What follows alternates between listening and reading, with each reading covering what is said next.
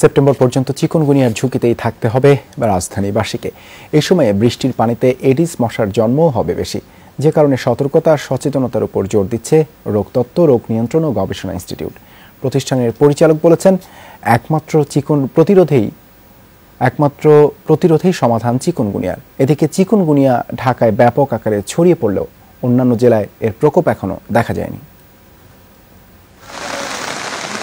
চলতি বছর মে মাসেই বৃষ্টির শুরু।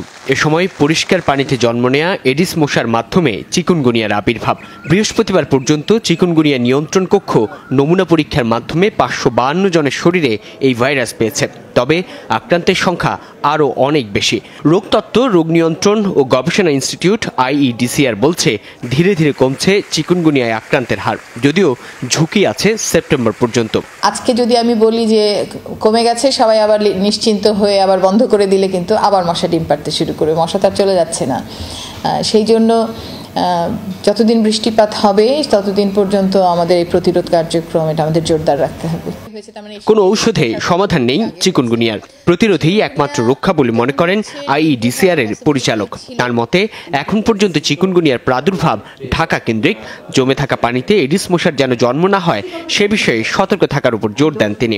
ঢাকাতেই বেশিরভাগ কেস হচ্ছে। ঢাকার বাইরে যে আমরা 2-1টা কেসের খবর পেয়েছি, সেগুলো সবই দেখা গেছে যে তারা ঢাকা থেকে গেছেন। শহর, গ্রাম সব জায়গায় কোনো জায়গাতে আসলে জমানো পানি যাতে জমে না থাকে, পানি যাতে জমাট বেঁধে না থাকে, সেই দিকে যদি আমরা দৃষ্টি দিতে পারি তাহলে খুব ভালো হয়।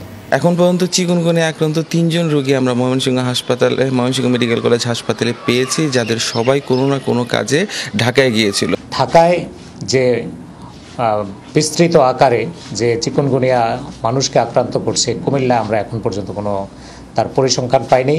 রাজধানীতে মশক নিধন এবং নগর পরিষ্কার পরিচ্ছন্ন রাখার ক্ষেত্রে সিটি কর্পোরেশনের ভূমিকা সবচেয়ে বেশি বলে মনে করে নগরবাসী। সাইফুদ্দিন রবিন, যমুনা নিউজ, ঢাকা।